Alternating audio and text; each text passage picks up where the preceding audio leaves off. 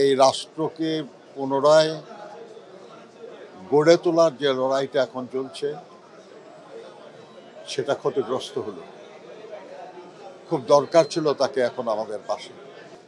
খুবই বড় ক্ষতি। আব্দুল্লাহ নোমান সাহেব রাজনীতিতে, শ্রমিক আন্দোলনে আমাদের সিনিয়র ছিলেন, অনেক বেশি যোগ্য, অনেক অবদান তার বাংলাদেশের রাজনীতিতে। এরকম একজন যোগ্য, দক্ষ সংগঠক, একজন রাজনীতিবিদ, একজন শ্রমিক নেতা, একজন ছাত্র নেতা, তার এই ইন্তেকাল আমাদের দেশের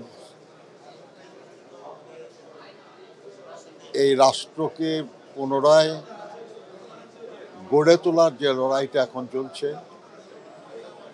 সেটা ক্ষতিগ্রস্ত হলো। খুব দরকার ছিল তাকে এখন আমাদের পাশে।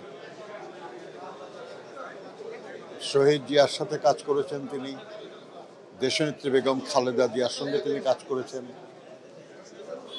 ভারপ্রাপ্ত চেয়ারম্যান তারেক রহমানের সঙ্গে কাজ করেছেন। তার অভিজ্ঞতা, তিনি এমপি ছিলেন, মন্ত্রী ছিলেন, মাঠের কর্মী ছিলেন, শ্রমিক নেতা ছিলেন, ছাত্র নেতা ছিলেন, রাজনীতিবিদ ছিলেন। এত গুণের সমন্বয়, এত অভিজ্ঞতার সমন্বয় খুব কম মানুষের আছে।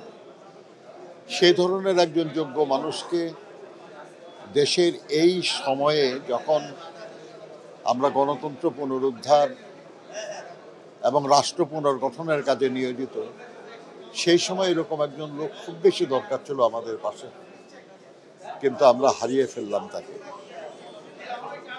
আল্লাহ তাকে বেহেশত নসিব করুন এবং তার যে জীবন, সেখান থেকে আমাদের শেখার সুযোগ দিন।